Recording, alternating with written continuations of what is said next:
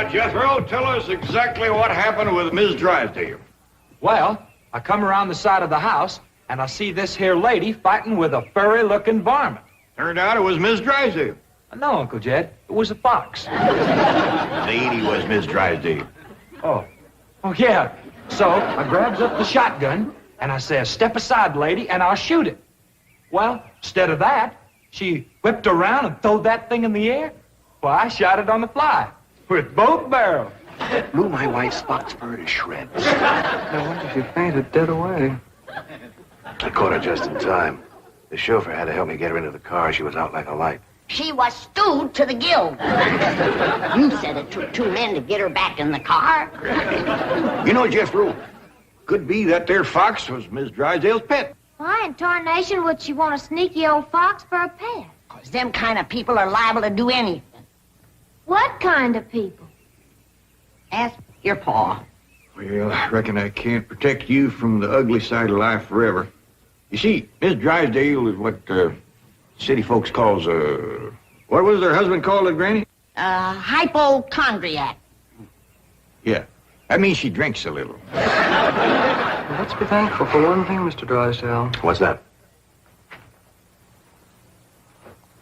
The tree outside the window. It completely obscures her view of the Clampett estate. Yes.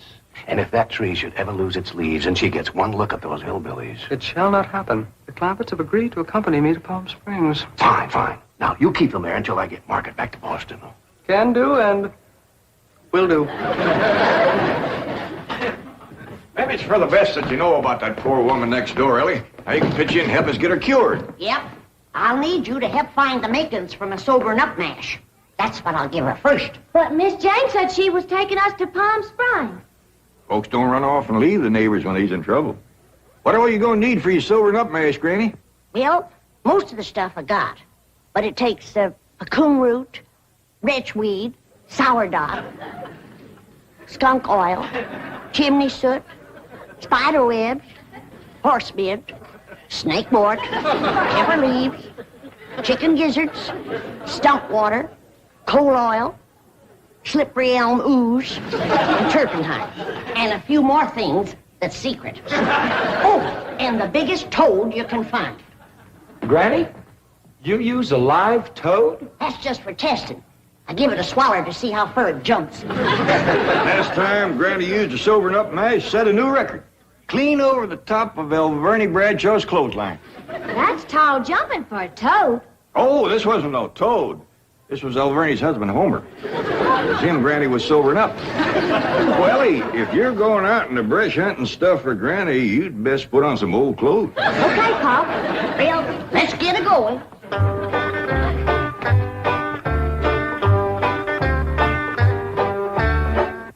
Oh, I pert near forgot. I have to have some goat's milk. After Mrs. Drysdale takes my sobering up mash, she has to have fresh goat's milk every half hour to stop the burning. Well, I reckon Jethro can borrow some. Well-to-do neighborhood like this, folks is bound to keep goats. Everybody except us. We ain't even got a cow. Nor pigs neither. Nor chickens. We ain't even got nothing to pull a plow. You're supposed to be so dad blame rich. I'll bet we're the only family in Beverly Hills that ain't got a mule. I reckon it is high time I was stocking this place. Even Mr. Drysdale's been after me to buy some cattle. Well, good for him. Yeah, just the other day he says to me, Mr. Clampett, you got $25 million in cash. You ought to put some of that money into stock.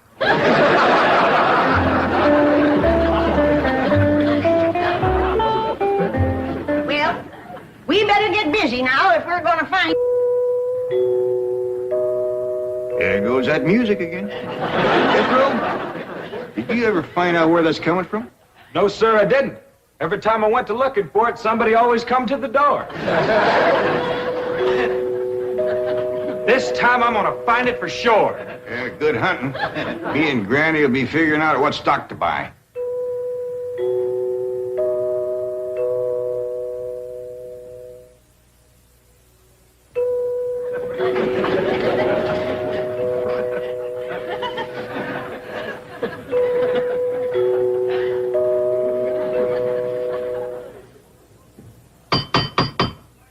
Doggone it, never fail. Howdy, Miss Hathaway. Oh, please stop calling me Miss Hathaway. Now, if I can call you by your first name, Jethro, surely you can do the same for me. But, Please?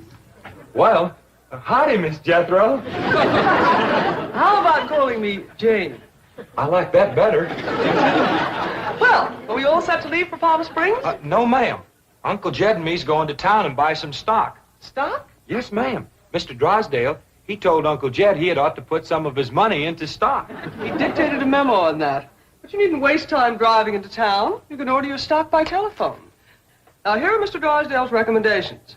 He doesn't want your Uncle Jed to get a bum steer. Oh, Uncle Jed, he wouldn't buy no bum steer. Players should be cautious in a bull market. You gotta be careful with cows, too. I don't need this list nohow.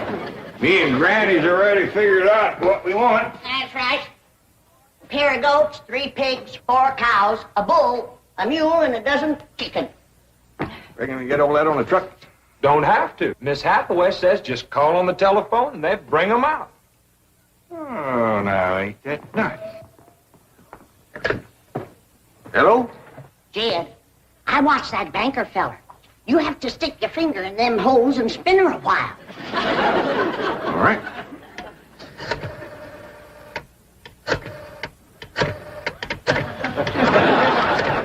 Reckon that ought to do it.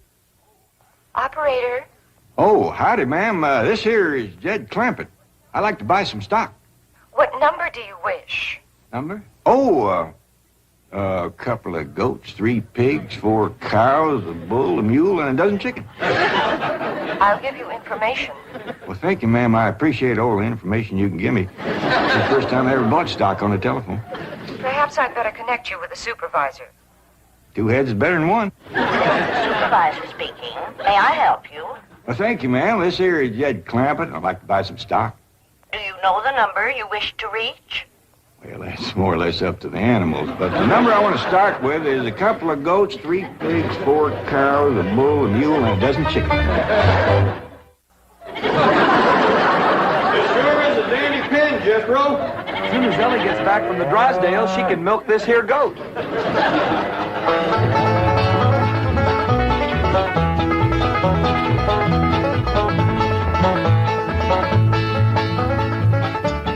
Mr. Drysdale sure has got a nice house, ain't he, Granny? Yep. Nice house, nice car, nice job. But the evil of drink has sure laid a heavy hand on his heart. Never forget, Ellie, drinking is a curse. But you take a drink now and then, Granny. Never more than a thimbleful.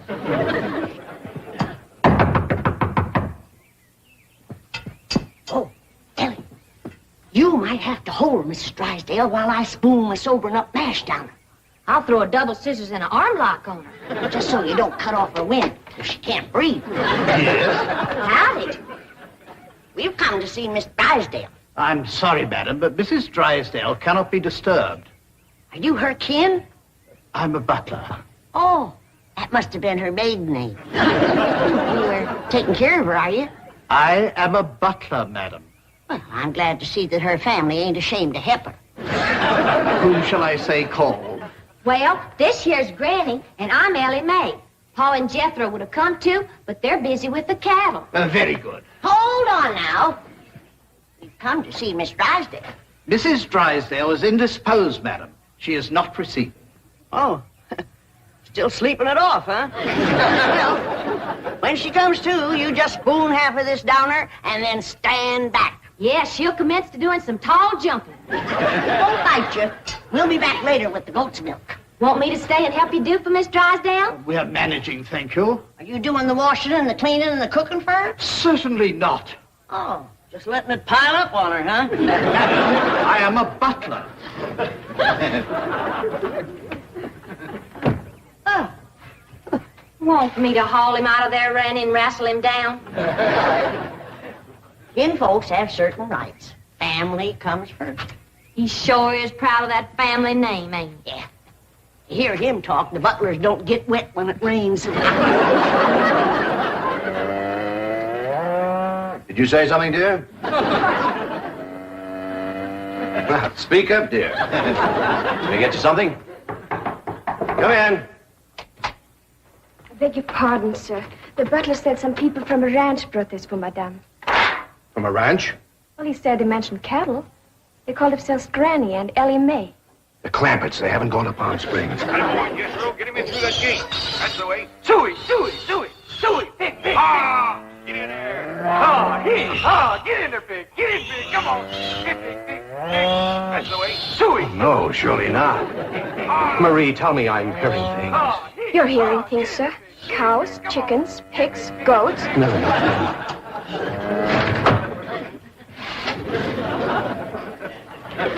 Anything I can do, sir? Pray, Marie. Pray.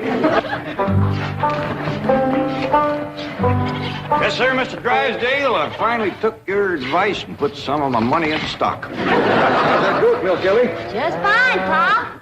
As sure as a dandy pen, Mr. Drysdale. Yeah, good stout fence around outside. Of course, that one across the middle ain't so much. Bulls already jumped it twice and it ain't even mating season.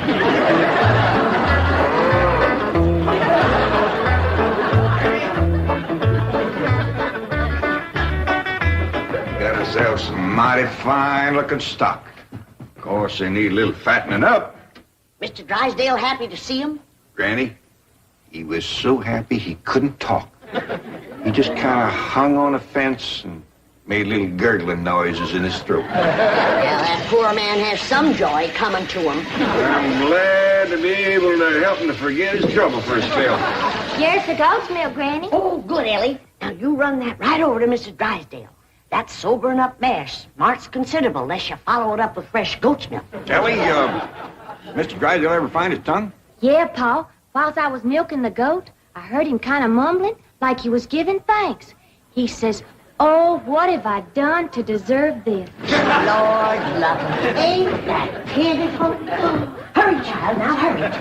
You know, Granny, it gives a person a mighty good feeling to help a neighbor.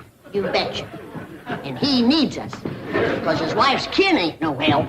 Who's that? That high and mighty Mr. Butler last year came to the door when Ellie and me took the mash over. Wouldn't let us see Miss Drysdale. Well, now, you can't hardly blame him for not wanting folks to see it. Uncle Jed, the bull jumped that little fence again, so I tied him back over on his side. Where's Mr. Drysdale? I asked him to come in for some coffee. It was the funniest thing what happened to him.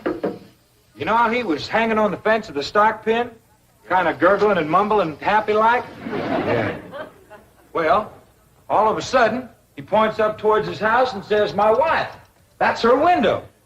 Then he goes tearing off into the bushes like a bear was after him. She took some mash and he seen her jumping. Like Ellie's gonna get there with the goat's milk just in time. Oh, Sonny, Sonny, your mumsy just had the most ghastly dream. I was going to see our new neighbors, the Clampetts, and suddenly this dreadful giant appeared with a huge gun and shot my beautiful fox fur. Isn't that the most dreadful... Claude, what are you eating? Oh, did Ravenswood bring my darling boy some nice scraps? Claude. Claude! Marie, come and get Claude. What's the matter, dear? Claude, he's having a seizure or something. Is something wrong? Yes, Marie, open the window. Yes, let's have some fresh air. No. You take Claude to the doctor. I'll get the window.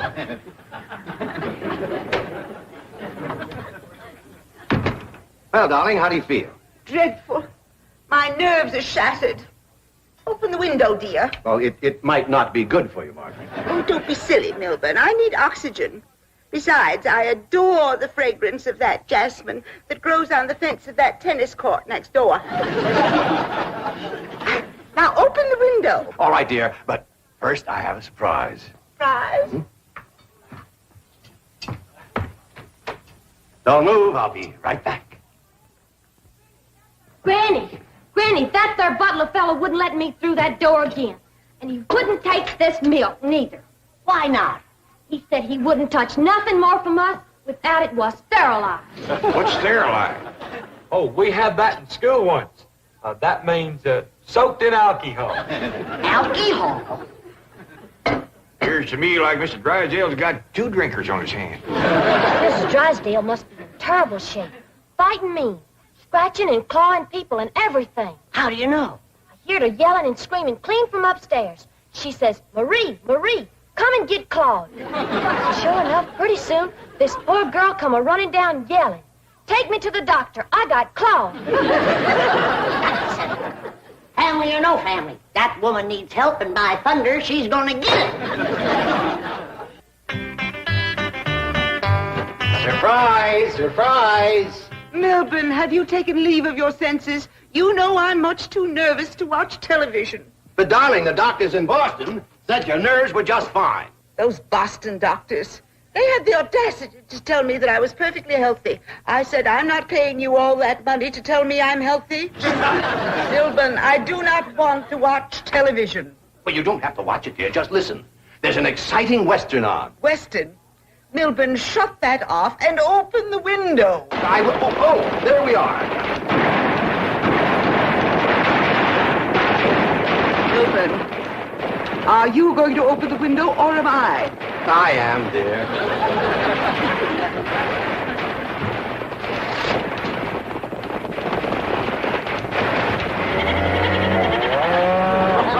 There, you see, the cattlemen and the sheepmen are fighting now. Well, if you won't turn it off, I will. Oh, dear, I do admit that's a very old clock, but I'm sure we can get something better. That's the window he pointed to right there. I've got to get some fresh goat's milk up to that woman some way. I could shinny up the tree and climb right in that window. Oh, Jethro, it ain't fitting for a man to be in a woman's bedroom. How about me? No, Ellie. You're too young to handle somebody wrestling in the grip of old John Barleycorn. I gotta get up there and have a goat handy to milk ever so often. I think I got it figured out, Granny. What? I'll get a rope, throw it over that limb, hoist you up to the window. Jethro, you get that Mr. Butler away from the front door. Then, Ellie, you take the nanny goat, lead it upstairs to her room for Granny. All right, Paul. But that little goat ain't gonna do nothing unless it's got that little chicken sitting on his back. That's all right. Raw egg ain't going to do Mrs. Drysdale a bit of harm.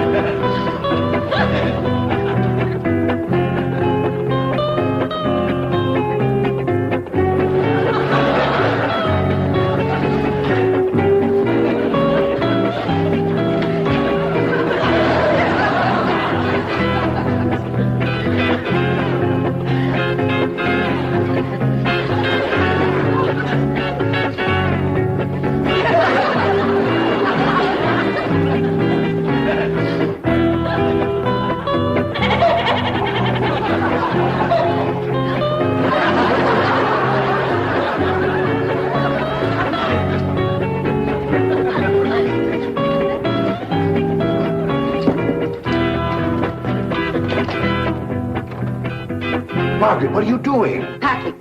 I'm leaving immediately. Oh, don't leave me. I love you. I love you too, Milburn.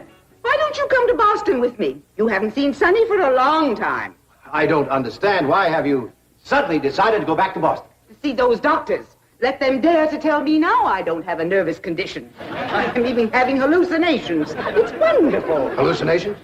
I just saw a witch fly by that window, and there's a goat in the bathtub with a chicken riding on its back. Oh, you couldn't see them, dear. Only someone with my shattered nervous system. There goes the witch again. Oh, Milburn, I'm the happiest woman in the world. It's marvelous. Wait until those doctors hear this. Can't get in the attic and she won't open the window. Heist me up again. Here, Milburn. Let's have a vitamin toast to my coming triumph.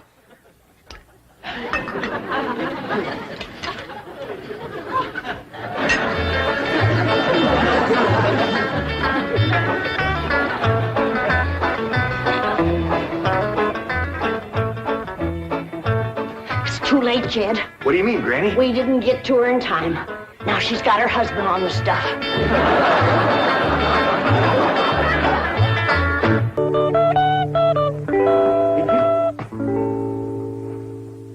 Ellie Mae Clampett.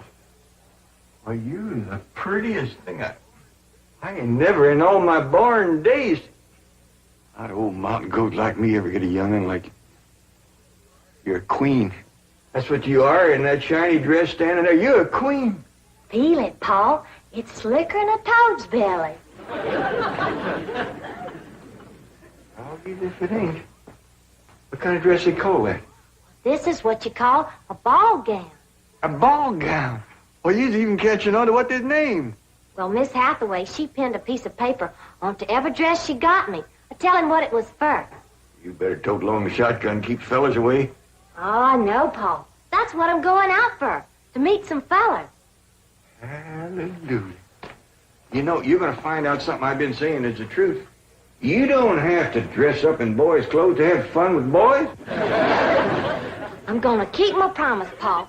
I ain't going to wear nothing but dresses for 3 whole days. And I'm going to keep my promise, too. If you don't have just as much fun as you did climbing trees and wrestling, you can go back to wearing your pants and shirt. Goodbye, Pop.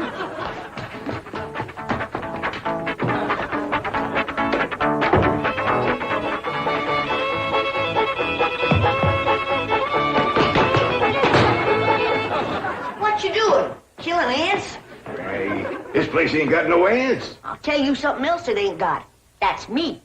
I'm gonna pack up and go home. Wait a minute. Hold on there. This is home.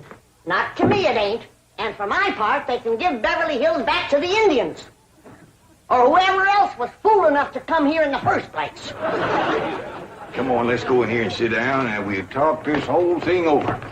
You just got your back up because the police made us get rid of all our cows and pigs and chickens and stuff. Well, that didn't help none. But if they don't allow folks to have stock, why have they got that all-fired fancy stock pen down there? Well, Granny, it turned out that there was something called a tennis court. What in tarnation is a tennis? I don't know, but one of these days we'll get us a pair of them and go to raise them out there. Well, you go to raising them. I'm going back home, where I can get some good things in life, like hog jowls and possum shank. Now, hold on, Granny. Jethro's out hunting possums right now. He won't find none. I've been all over these Beverly Hills, and I tell you it ain't easy. Climbing fences and walls and jumping over hedges to get around those cement ponds where there are a lot of half-naked women laying there smearing themselves with oil and yelling at you to get out, get out. I tell you, Jed, this place is full of the laziest, greasiest, unfriendliest mess of people I ever did lay my eyes on. Here's Jethro. Hi, boy. What'd you get? I got chased by a fellow with a club. Now, you hear that, Jed? It says Beverly Hillbillies picking on a little boy like Jed. Come on, Jethro, load up the truck and let's head for home. Hold on. I think I know what's ailing you two. You're just plain old homesick. Well, I'm sick of this home, I can tell you that. Yeah, now I got a surprise. I've been kind of saving. I reckon now's good times any to let the cat out of the bag. We need pigs and chickens, and he gets us a cat. Now, that ain't the surprise, Granny. The surprise is Pearl's coming out here.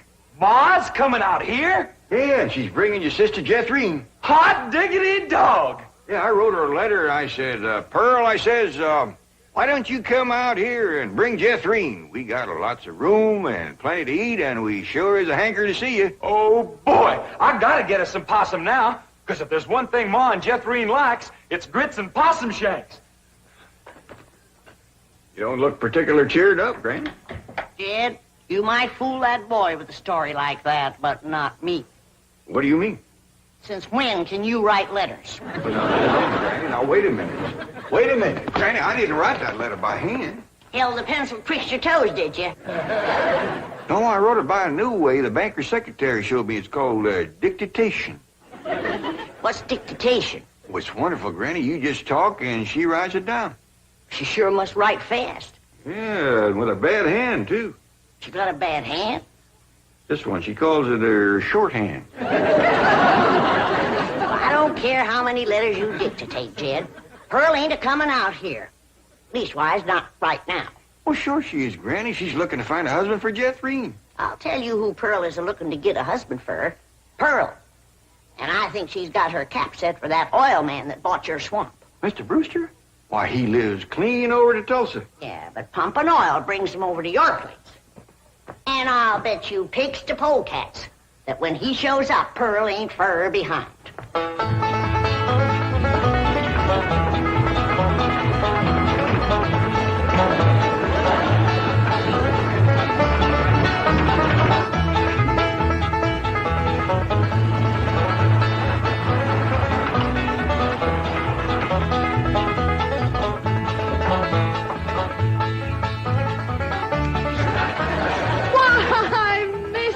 Brewster, of all people, fancy meeting you here. Small world, ain't it? Yes, it certainly is. Oh, this here's my daughter, Jethrine.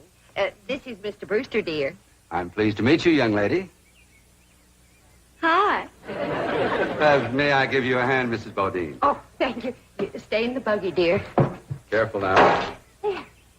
There we are. Well, I see you girls are on your way to a Halloween party. What kind of party? Halloween. What's a Halloween? You don't celebrate Halloween here in the hills? Well, I never heard of it. What's it like? Well, it's an occasion where everyone gets dressed up in their most beautiful clothes. Oh, these old things, they're just something I threw together myself. Well, they look like they came from Saks. Well, they didn't. I made them with store-bought yard goods. Didn't I, Jethrine? Yes, sir. What brings you girls here on this beautiful Indian summer day? Following you. we was headed this way anyway. I promised to keep an eye on the old home place for Cousin Jed, remember? Oh, I hope he won't mind that I had a telephone put in the cabin. You see, we're using it as a sort of a field office. Oh, but he won't mind. Especially if you would show it to me and I could see for myself that there was no damage done to the cabin. Well, that's quite all right. Come along, huh? Stay in the buggy, dear. Well, perhaps you'd like to stretch your leg. They're long enough now. Jethrine's awful tall for her age. She takes after her father. Her late father, that is. I'm a widow. Yes, I believe you told me. Oh, that's right. That's when you told me you was a widower. Yes. You, still are, I suppose. A widower? No, yes. Stay in the buggy, dear. Look at that fruit there. Did you ever in your whole born days ever see anything as pretty as that fruit? Don't spoil neither. Don't taste neither. Oh, now. Jethro ate a whole bunch of them grapes. 2 apples, a pear, and a whole handful of strawberries. And he said there wasn't one bit of juice in the whole kit and caboodle of them. He said it was dry as wax.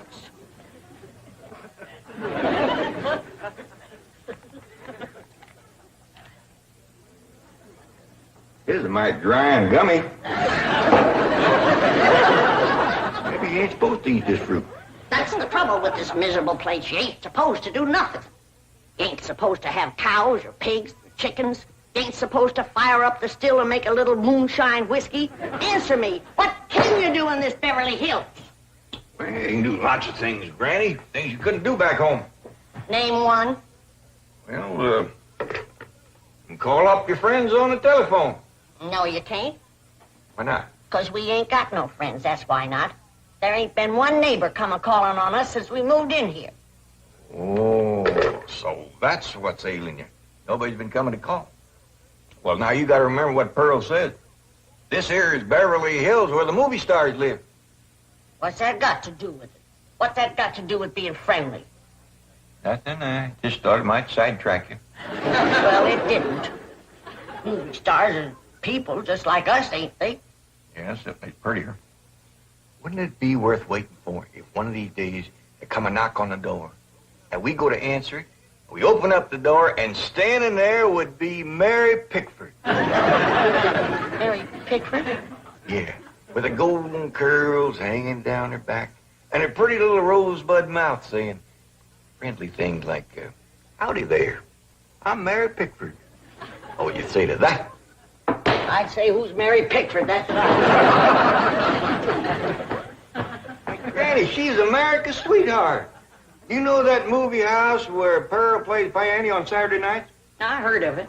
Well, she says little old Mary is everybody's favorite. Well, tell me this. If Mary Pickford moved in that little cabin down the creek from us back home, what would we do? Oh, we'd have gone calling and brought her over a mess of pone and skinned possum. Yeah. And has Mary Pickford brought us a mess of pone and skinned possum? No, she ain't. You gotta remember, Granny, she probably spends 4 or 5 hours a day just fooling with and combing that beautiful curls hanging clear down Uncle Jam!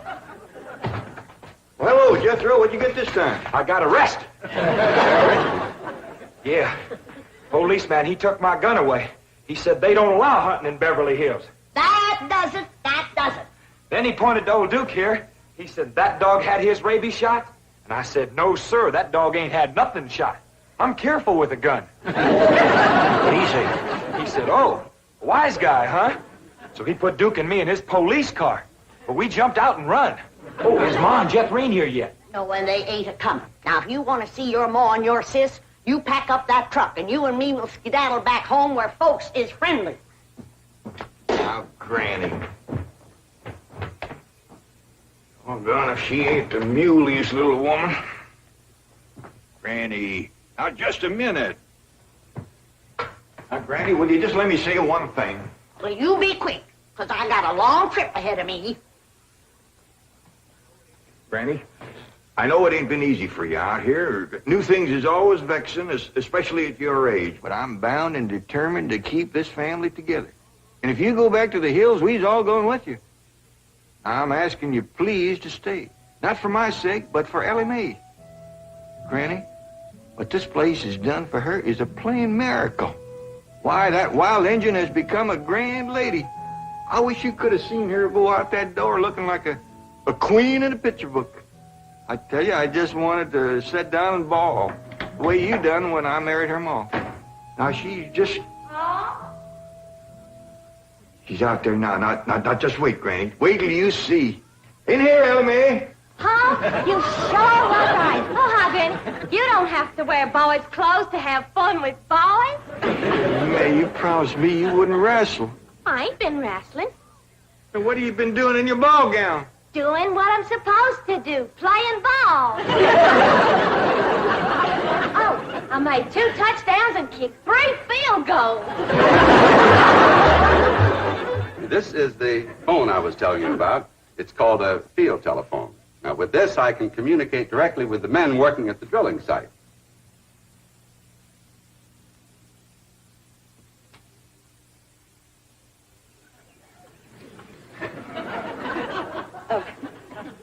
Any young men down there? No, yes. Any unmarried young men? I'm sure there are.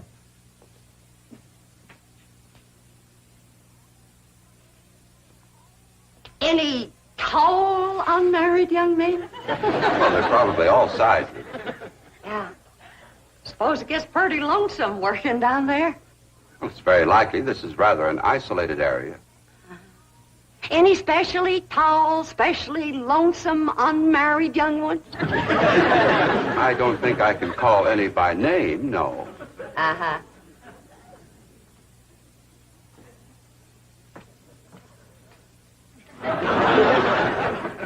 Well, I was just wondering.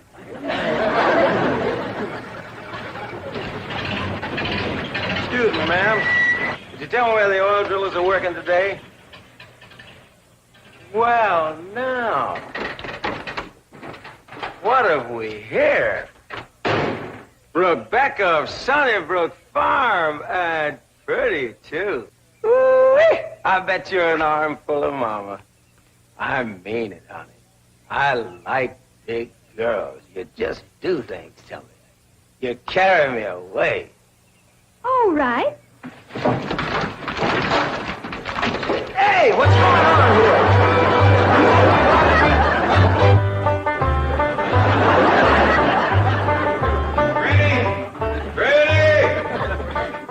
Oh, there you are. What are you doing? I'm figuring. And I figure best when I'm fishing. Ain't no fish in there. I ain't fishing for fish. I'm fishing for figuring. Hey, what kind of figuring you fishing for? I'm fishing to figure how I can get home. Granny, I've been doing some figuring, too. You know, I think I got it figured out how come the neighbors ain't come to visit us. I'm listening.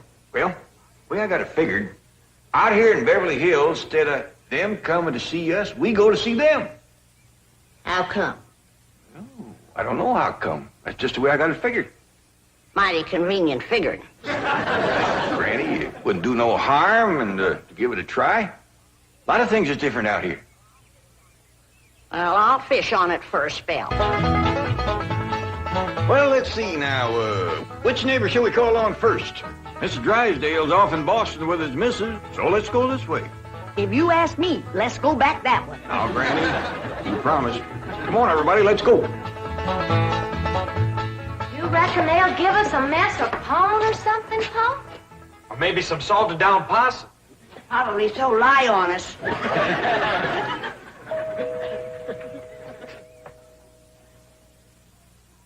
I'm not expecting anyone, Agnes. Oh, it's probably just them children playing trick-or-treat, ma'am. Howdy, ma'am. We's the Clampetts. You got something for us? Yes, no. Aren't you rather big for this? Yes, ma'am, we are. In fact, I don't see how anybody gets through that little door. Just a minute.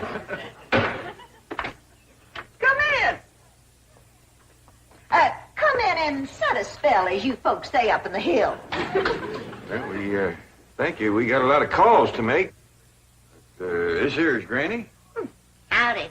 Hello? I'm my daughter, Ellie. Oh. My nephew, Jethro. Oh. And I'm Jed. Hello, Jed.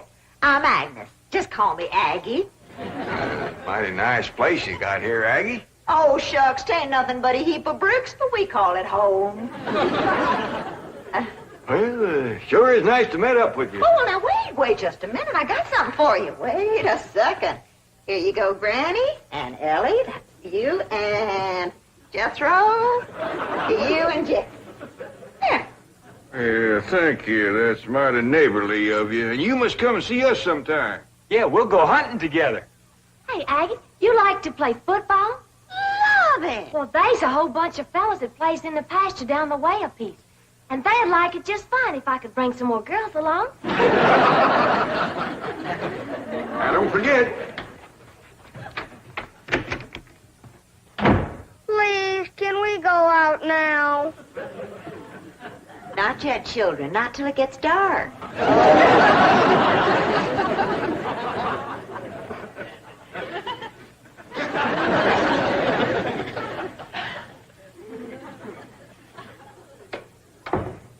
Ain't that the most pitiful thing?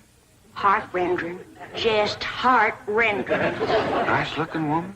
Friendly as you please. But them young'uns is the homeliest I ever see. I wish she didn't want to come a-calling on us. Yeah. Reckon I'd stay home, too, if my kids looked like that. Kid, I ain't never going to say a bad word about nobody. I know what you mean. Diggies, every house we went to, they was nice to us, wasn't they? Sure was, Dad. Hey, listen, everybody. I got an idea. Let's call up Cousin Pearl and tell her to come on out here. Uncle Jed, you can't call Ma on the telephone. Drysdale said we could call anybody we had a mind to. Well, Ma, she ain't got no telephone at home. Don't matter. She ain't never home nohow. The way I look at it, you can't never tell what you can do until you try. Don't forget to spin the wheel.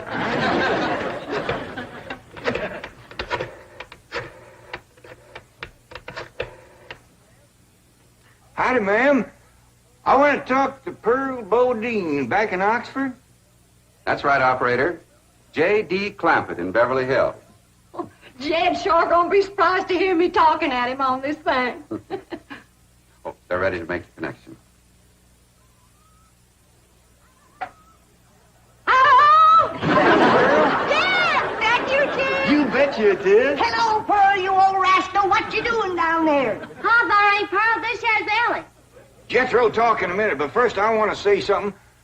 You gotta come out here to Beverly Hills and bring Jethro.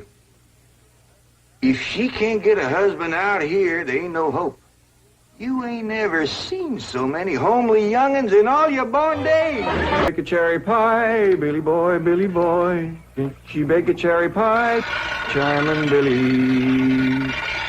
She can bake a cherry pie, quick as a cat can wink her eye. She's a young thing and cannot leave her mother. Well, Granny, did you pick out your spot yet for the garden? Yep. I kind of favor a patch right close here to the house. Yeah, I'll plow you up something there directly. Yeah, just enough for some onions and taters and some Rudy Bakers. And a few rows of corn. Paul?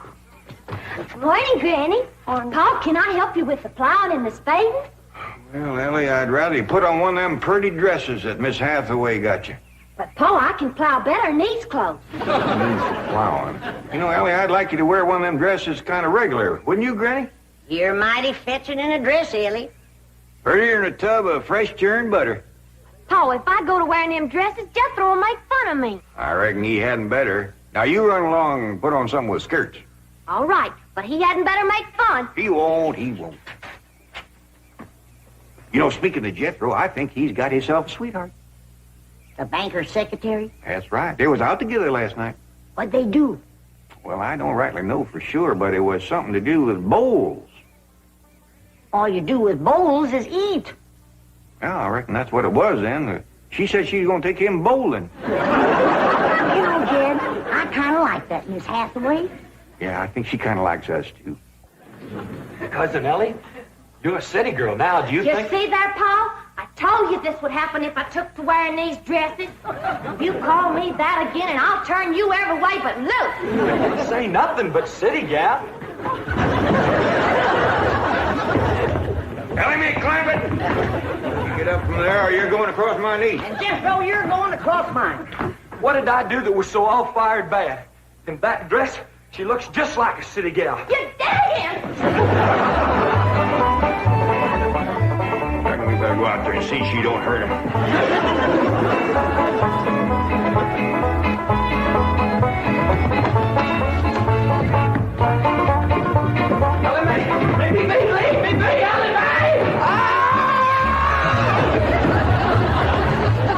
Jethro, now that we living in the city, you got to learn to use the steps.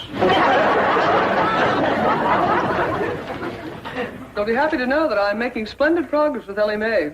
She's turning into quite a lady. Fine. But it's Jed, Granny, and Jethro we've got to work on. Clothes, manners, the works. What have you done about servants? That's a problem, Chief. They're basically opposed to the whole idea of able-bodied people letting others do their work for them. Well, that's a refreshing attitude.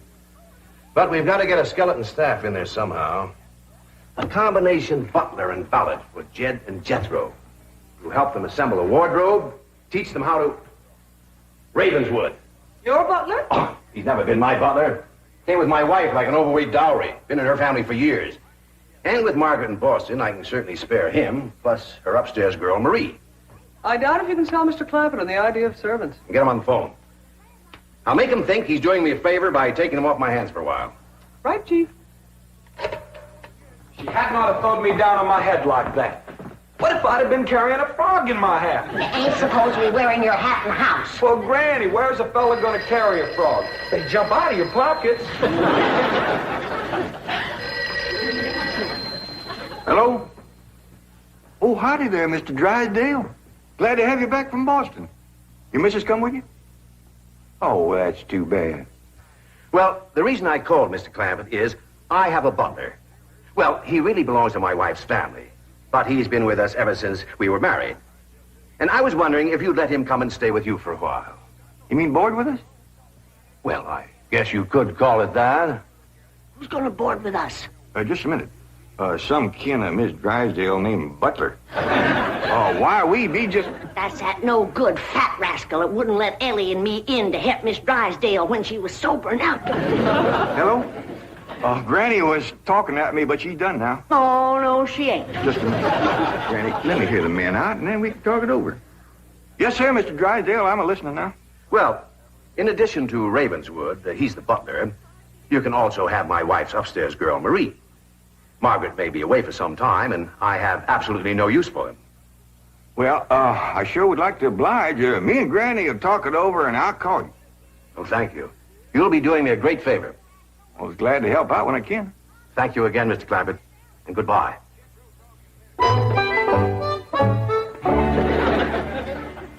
Is somebody coming to live with us, Uncle Jed? Maybe, Jethro, maybe. Well, why don't you go out and make up with your cousin Ellie? Okay, Uncle Jed. All right, Jed, let's have it. We gonna board that butler fella? Well, Mr. Drysdale take it mighty kindly if we did. He says he ain't got no use for him. I don't like him myself. Hey, you only met him once? Once was enough. I asked him real nice. I said, are you doing for Miss Drysdale that she's feeling poorly? Are you doing the washing and the scrubbing and the cleaning for her? And he looks right down his nose at me and says, Madam, I am a butler. I reckon he is proud of his name. Kind of fancy. Ravenswood Butler. I don't care if it's Stonewall Jackson. And I think Mr. Drysdale has a lot of gall to ask us to take his wife's kinfolks off his hands. Well, now, I'm mighty beholden to him. You know he's keeping my $25 million in his bank, and he ain't charging me 1 penny to do it. That's his business. You didn't ask him to do it. Well, now, Granny, if it was just Mr. Butler, I might agree with you, but there's a sad side to the story, too. What's that? Well, you've heard of Mr. Drysdale speak of his stepson. That's his wife's boy by her first marriage. The one they call Sonny? Yeah. Well, it seems she's got a girl, too. And there must be something wrong with her. What? Well, I don't know, but they keep her upstairs. No. Yeah. He spoke of her as my wife's upstairs girl. The poor thing. Her name's Marie, and he'd like us to take her and Mr. Butler. Doggone it, Jed. We got enough to do to take care of this big place without... He didn't say what was ailing her, huh?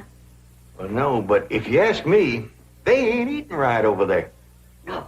You know what Mr. Drysdale told me? What? His wife ain't never cooked grits and hog jowl. Oh, go on. That's a fact. Nor mustard greens and possum belly. Nor pone and squirrel shank. Nor even boiled chicken hawk. The land of mercy.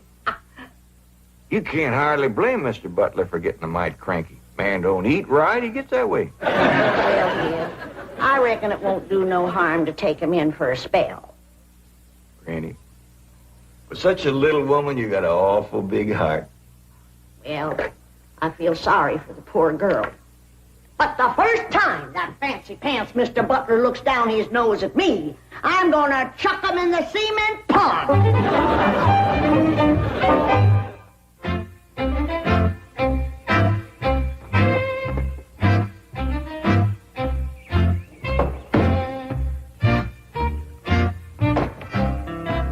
Now, I'm doubling your salaries for the length of time you stay at the Clampett home. But if one word of this gets back to my wife in Boston, you're both out of work with no references. Actually, you will find the Clampetts to be basically fine people. All they need is a little polish. Polish. They need sandblasting. However, I think Miss Hathaway's plan may overcome their initial resentment of wearing city clothes. Yes, I think I have devised rather a clever strategy. To put it briefly and succinctly, my strategy is as follows. I shall propose to the Clampetts that they sit for a family portrait. As you know, my hobby is painting. Now, I should suggest to the Clampetts that their attire match their background, which is, of course, their beautiful mansion.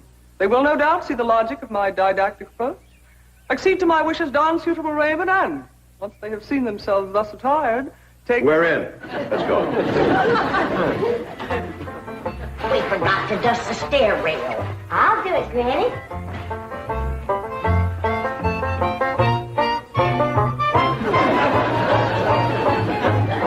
Bye. Wearing boys' clothes does come in handy sometimes. Hi, Ginger, Granny. I think we got her all spick and span for the company. They ain't a speck of dirt no place. Can I go swimming now? Me too? As soon as we help Granny clean up the kitchen.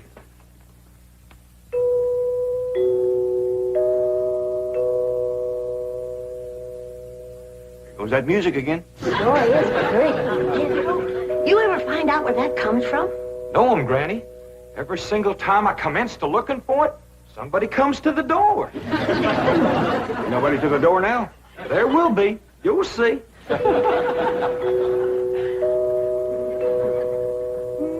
Doggies, that's nice. I'll pitch in and see can we find it. You're wasting your time. I'm a-telling you. Before you can find it, somebody will come to the door. There, you see? Happens every time. I remember, Ravenswood. I'm counting on you. Don't fail me. You have my word, sir. I've been butler and valet since boyhood, as was my father before me and his father before him. And I've yet to meet the man or woman who posed a social problem too difficult for me to handle. That's the spirit. Howdy there. Remember me, Mr. Butler? No! Ravenswood, come back! You gave your word! Come back, you coward! Come back here! I'll cut off your fringe benefits! Ravenswood probably forgot something. He'll return shortly. Meanwhile, this is Marie, Mrs. Drysdale's upstairs girl. Marie, J.D. Clampett. Howdy. Jethro Bodine. Ellie Mae Clampett. And Grandma Clampett. No, ma'am. I am a Moses. Pardon? Granny's related on my wife's side. They's the Moses family from Tennessee. Then your name is Granny Moses? Grandma Moses. That's right. There was a very famous Grandma Moses who painted primitives. I've whitewashed a few myself. I'll show Marie to her room. Listen, Marie, honey. Over here, you've got the run of the house. You don't have to hide upstairs. Ain't nothing wrong with that girl, but what some good cooking will cure her. She's half starved. Poor thing is so weak her knees keeps a buckling on her. She's kind of pretty, though, for a skinny girl. Just wait till she gets a mess of Granny's grits and hog gels. That'll fill her out. Well, I'll get some of cooking. Guess that butler fellow will be coming back directly. Oh, and Granny, we have some of that salted down possum belly that Ma sent us? Well, I reckon it is kind of a company meal. Granny, open up a jar of them pickled crow gizzards. Now, Jed, we don't want to spoil these folks. They might get to thinking we eat like that every day. Hey, me, will you do something nice for me? Sure, Paul. Will you go get into that pretty dress again? Oh, Paul, Jethro will make fun of me. No, I won't, Ellie Mae. Cross my heart. Why, That's my darling. Thank you. And then you be real nice to Marie. She's had a bad life. I'll be nice to her. She's pretty. Let's all be nice. Now, Ravenswood, your appearances deceive you. Oh, really, Oh, sir? I do admit on the surface they do seem a bit rough, even cruel. But I assure you underneath they are placid, kindly, and gentle. See? you shouldn't have called me a sister. Ellie Mae, leave me alone, please, Ellie Mae. City girl.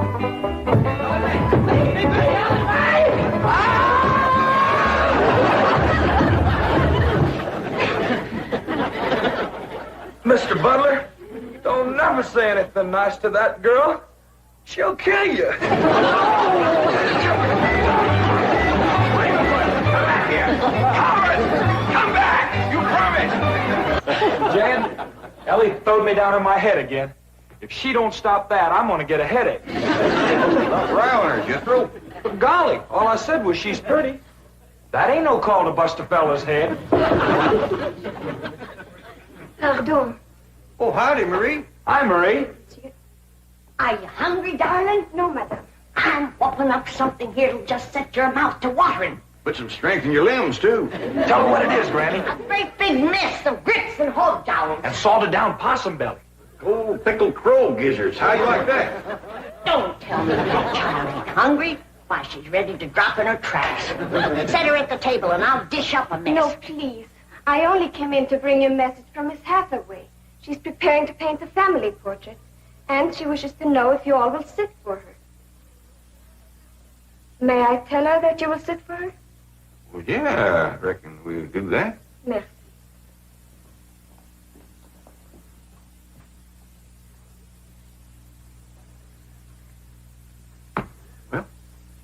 Just get at it.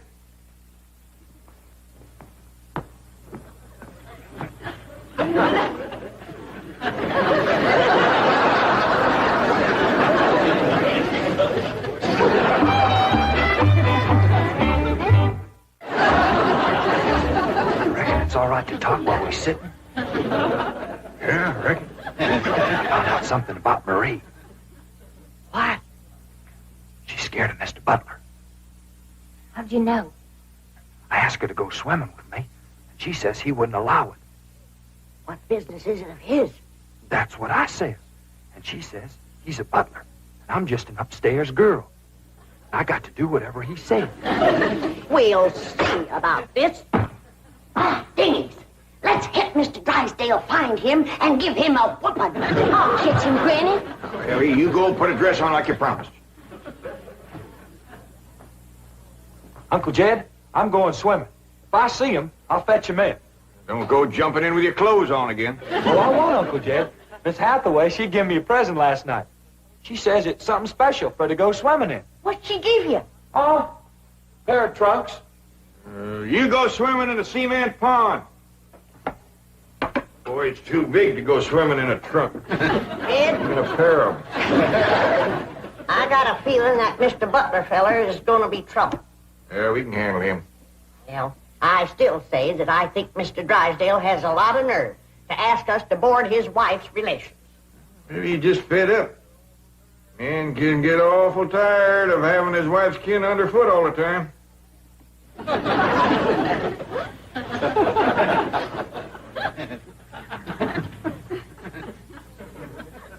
He told me that Butler fella had been living with him ever since they was married. I declare some in-laws latch on to free room and board like leeches. It takes a mule kick to jar 'em loose. You can't hardly blame Mr. Drysdale for trying to get shed of a critter like that.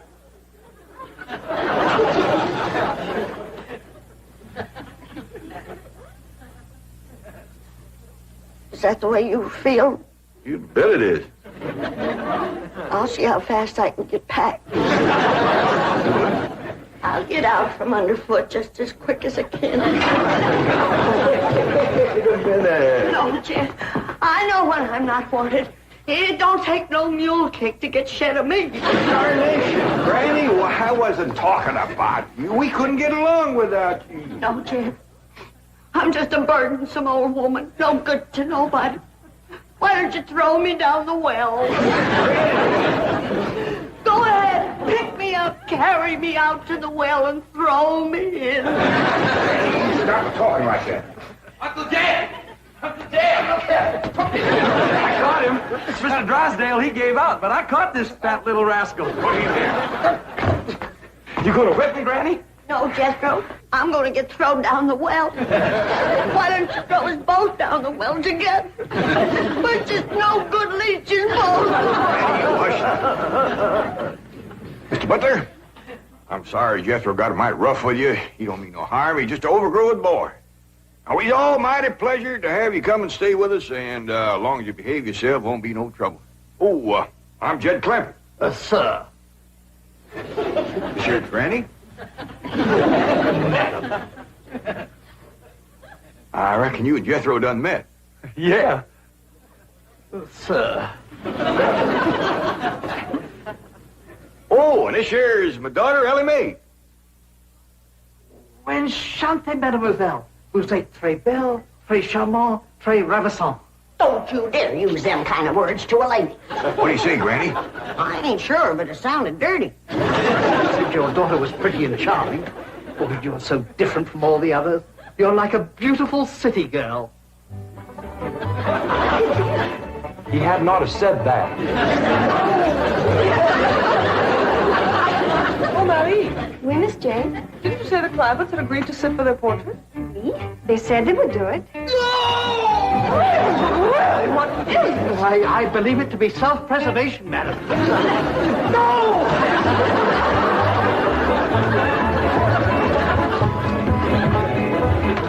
Don't take to the stairs, she'll catch you sure. I say now, let me go now, really. No! No! Sounds like Ellie got him. afraid so. Will somebody please tell me what is transpiring? Uncle Jed! Ellie throwed him all right, but I caught him before he hit the floor. So here you are. Well, now, everything seems to be fine. You see, Ravenswood, didn't I tell you the Clampetts were kindly, gentle people? Yes, sir. Thank you, sir.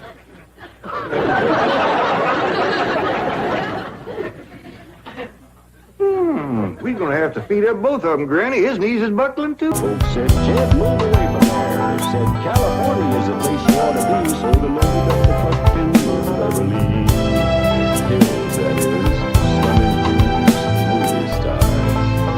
Beverly Hillbillies.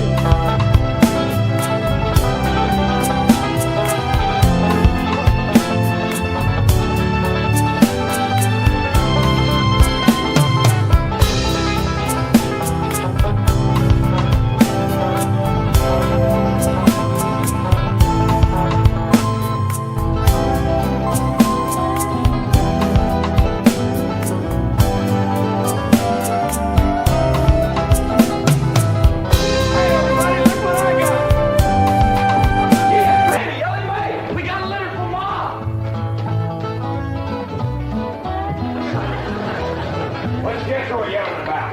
Sounded like he said we got a litter from Mom. What's all the commotion? Ellie says Jethro says Pearl sent us a litter. A litter of what? Did you hear what? No, but I bet you it's kittens. Kittens. Pearl's always trying to give away kittens. Well, there y'all are. Where's the kittens, Jethro? What kitten? Didn't your ma send us some kittens? Just a minute. Nope, just a letter. Jethro, how could you think that kittens would... Well, come on, sit down. Let's hear what Pearl's got to say.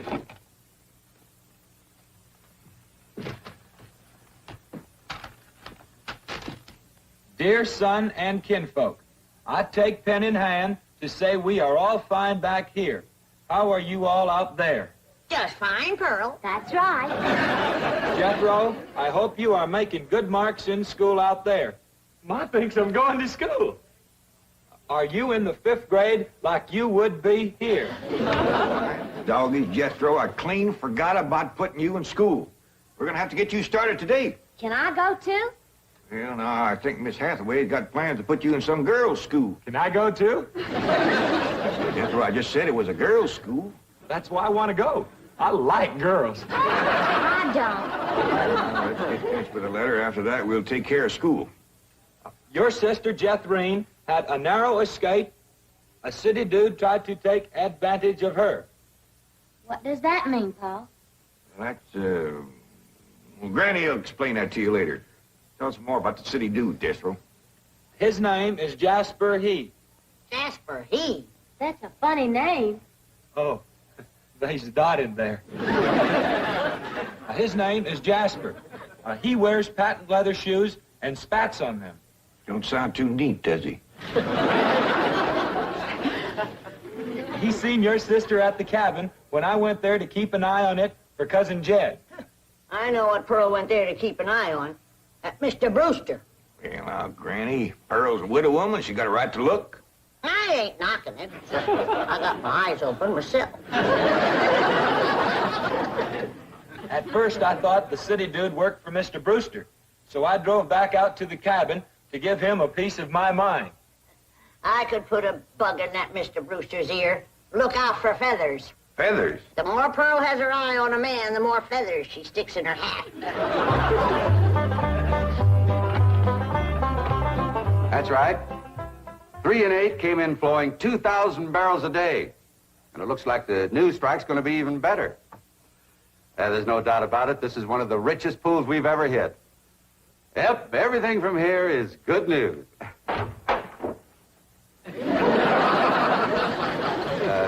Well, not everything. I'll call you back. Mrs. Bodine, this is a pleasant surprise. Well, thank you. Although you might not think it's so pleasant when you hear what I have to say. Oh? One of them oil fellas working for you has made advances to my daughter. Made advances? Well, what would you call being picked up and carried off by brute force? Well, I'd call that making advances. What's his name? Jasper Depew. Jasper Depew. I ain't seen him myself, but from what Jeff Green tells me, he's a pretty slick article. Well, Oh, Mr. Brewster, you don't know how hard it is for two girls living alone like Jeff Green and me. You see, my son Jethro's in California with Cousin Jed, leaving us no man to protect us. I'm a widow woman, you know. But I guess wherever you have two unattached girls living alone, there's bound to be trouble. Especially when the girls are the kind that men call lookers. did you say his name is Depew? Jasper Depew. Calls himself Jazzbo. Oh, Jeff Green says he's a flashy dresser and a fancy talker and drives a sporty car. Regular big city dude. I guess Jeff Green's kind of like me when it comes to tall, handsome city fellas. I'm just putty in their hands. Nope, no one by that name working for OK Oil. You mind if I look? Oh, well, no, go right ahead. I'm bound and determined to find the rascal that trifled with the affections of my sweet, innocent, helpless baby girl. Ma! Jeff Green, I thought I told you to stay in the buggy. I seen Jasper Depew coming. Here? Yes'm. Oh, well, thank goodness we got Mr. Brewster to protect us. Oh, there he is. Mr. Brewster throwed his arms around me and helped me in his strong embrace. What's an embrace, Paul? Well, that's when folks kind of twine their arms around one another. You mean like wrestling? It's sort of like wrestling, except they ain't mad. It's like wrestling for fun. I reckon you could say that. Then we heard a knock on the door, and we knowed it was Jasper He. Better look for that dot again. Oh, yeah. We knowed it was Jasper. He was there to get Jethrine.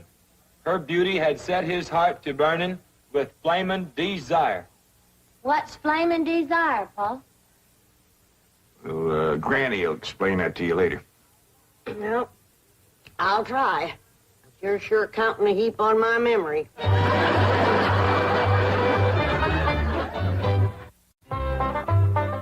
Read on with your Moore's letter there, Jethro. Yeah, it's getting good. One city fella's got his arms around Aunt Pearl, and another's waiting at the door to grab Cousin Jethrine. My only thought was to save my daughter, so I tore loose from Mr. Brewster's embrace.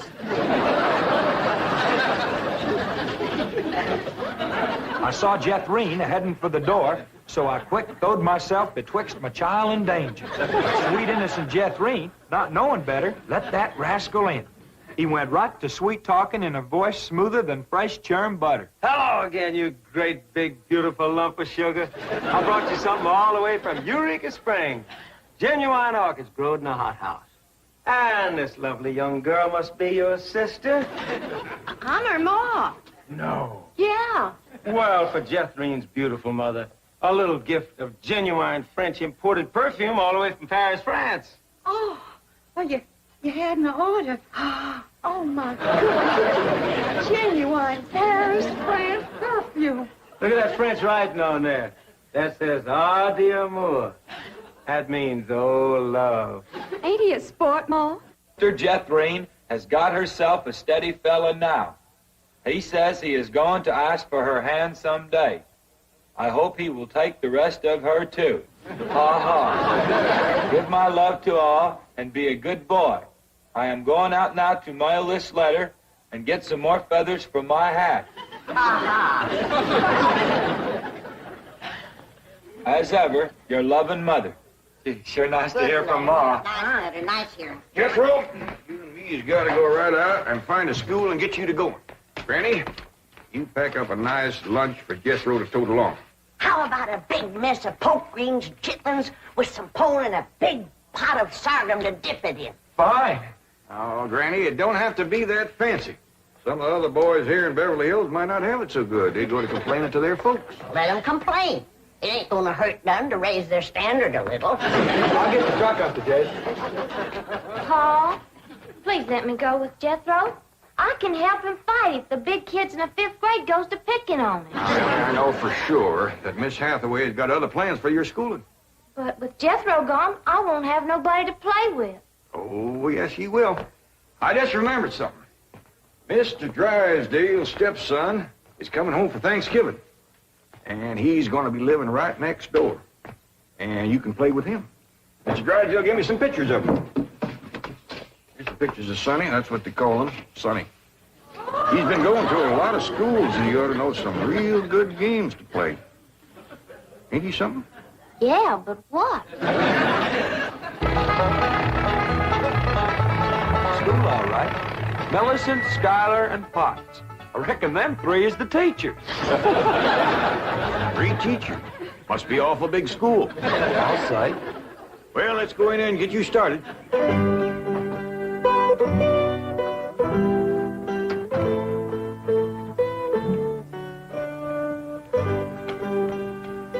you are.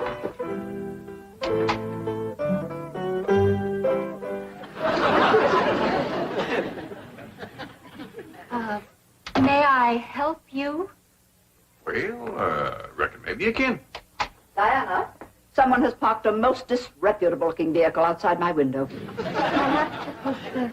These gentlemen. Oh?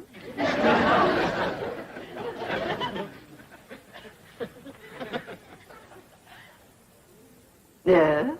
What is it you wish? Well, I'd like to get my nephew started into school. Here? Yeah, here's all right if you got room for a desk and his lunch basket. My dear man, this is a most exclusive private school. The tuition is quite expensive. Well beyond your means, I'm sure. Does that mean it costs a lot of money? That is precisely what it means. Well, I can pay you if it ain't over 25 million. 25 million? Yes, ma'am, that's all I got. Dollars? Yes, ma'am. In cash. Yes, ma'am. This is obviously a practical joke perpetrated by one of my envious competitors. What is your name? Jed Clampett, ma'am, and this here's... And you expect me to believe that you have $25 million? Well, no, not on me, ma'am, but my neighbor, Mr. Drysdale, he's keeping it in his bank for me.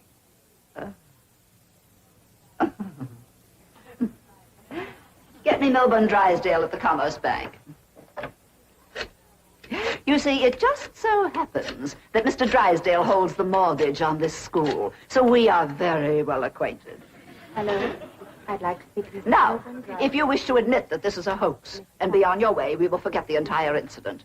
Otherwise, you may be liable to some sort of action for invasion of private property and impersonating a millionaire. Mr. Drysdale is coming on the line now. Thank you. This is your last chance, Mr. Clampett. My next call will be to the police. Very well. Mr. Drysdale, Millicent Schuyler Potts here. Come in, come in, come in, come in. Thank you, ma'am.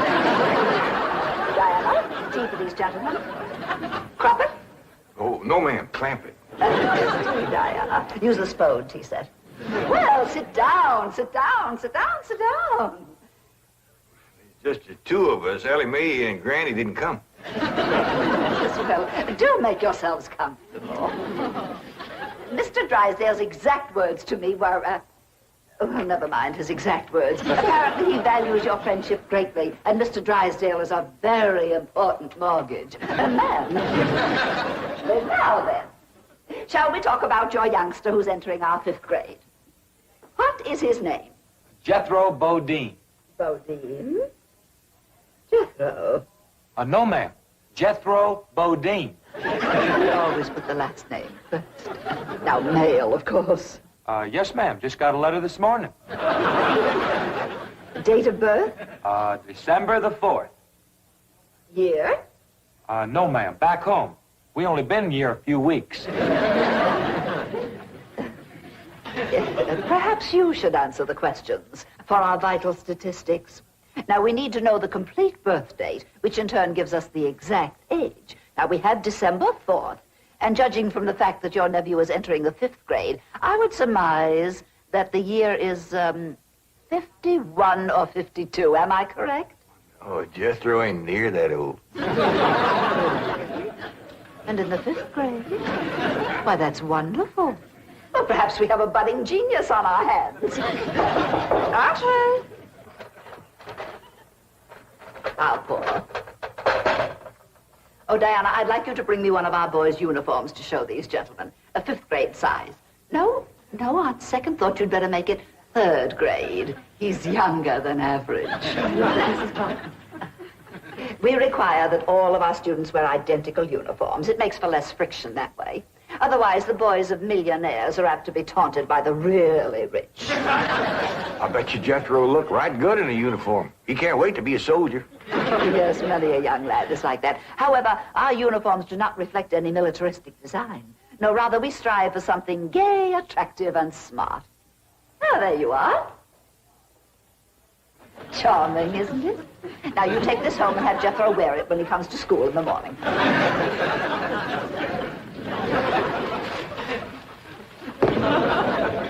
Wear this? Afraid Granny will have to make considerable changes in this before it'll fit Jethro. So tiny? Yeah.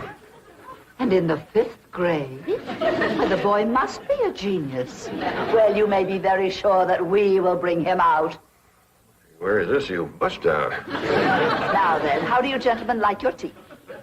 We don't know, ma'am. We ain't tasted it yet. Oh, you are the fun-loving one, aren't you? Yes, ma'am.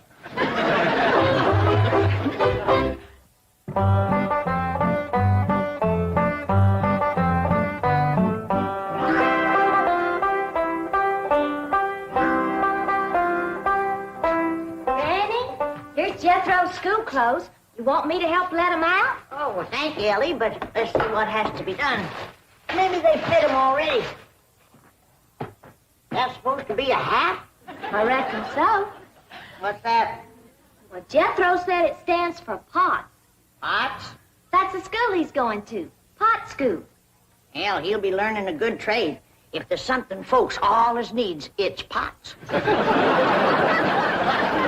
Jethro can make you some dandy new ones once he catches on to it. Now, Sam Hill is supposed to wear that. Well, Jethro, I reckon. Jethro couldn't have wore that at 3. Well, Paul said it'd take some letting out. Letting out? There ain't enough seams in the whole world to let that out. How's it going, Granny? Are you getting my uniform already? Jethro Bodine? No, Granny. Over to school, it's Bodine Jethro. Ellie Mae, leave the room. You got no shame running around here in your underpants? Granny, these ain't underpants. They swimming trunks. You wrap that towel around you before I cut a switch. But Granny, Miss Hathaway said... I don't care who says what. I'll be glad when your ma gets out here to take you in hand and to make you some school clothes. These things ain't never gonna fit. But Granny, I gotta have these in the morning. It's a rule. All us kids over there's gotta wear these. And that coat, too. Yeah. I sure wish your ma was here with her sewing machine. Pearl's a whiz at making clothes. Now that you're gonna be keeping company with Jazzbo Depew, you're gonna need some nice clothes. I like the little fella, Ma. I'm glad, Jeffrey. But you gotta stop picking him up all the time. He ain't heavy. That ain't the point. It don't look fitting for a girl to run around carrying a fella. All right. I won't pick him up anymore. Till we get married. Why would you pick him up then? To carry him over the threshold. You ain't supposed to carry him. He's supposed to carry... No, that's ridiculous. I declare, I don't know how I'm going to keep you in clothes the way you're shooting up. I start a new outfit, and by the time I get it stitched together, you've outgrown it. My new shoes is already too tight for my feet. Oh, them feet. If they get any bigger, you're going to have to go outside to turn around. My feet ain't as big as Jethro's. Well, of course not. He's a boy. Just think, your brother Jethro's going to school in Beverly Hills, California. Yeah. I'm homesick for to see him, Ma. Me too, Jeffrey. I'll bet your rich Uncle Jed has Jethro duded up like one of them actors in movie pictures.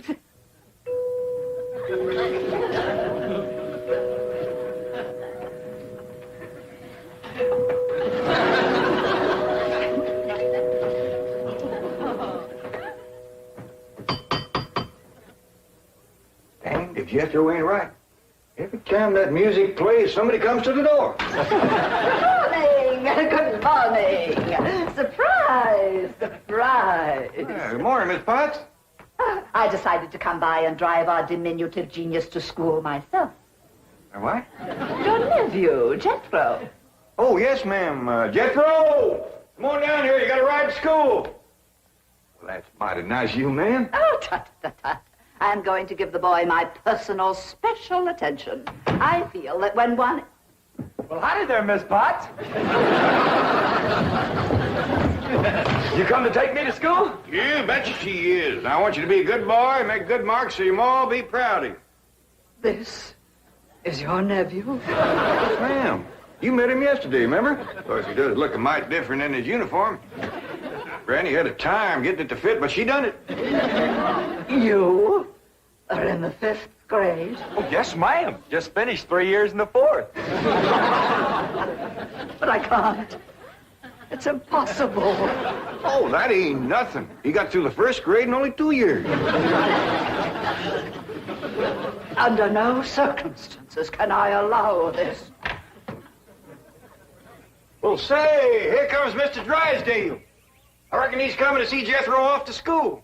Come along, Jethro.